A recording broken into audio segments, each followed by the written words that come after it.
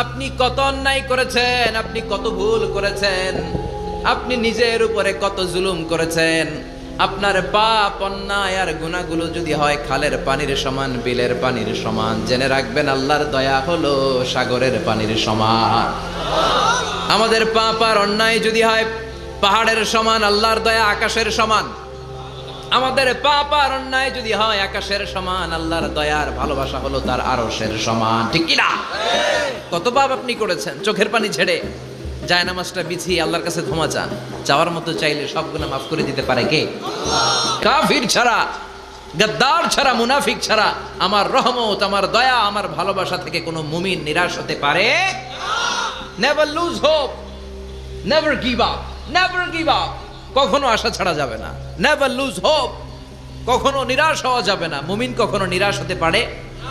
আপনি কত পাপ করেছেন,